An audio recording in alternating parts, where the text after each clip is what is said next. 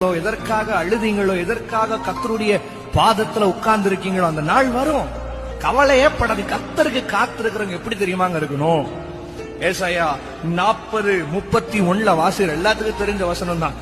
கர்த்தருக்கு காத்திருக்கிறவர்களோ, அவருக்காக காத்திருக்கிறீங்க. நீங்க உங்களை பார்த்து சொல்றேன், எனக்கு இயேசு செய்து முடிப்பார்.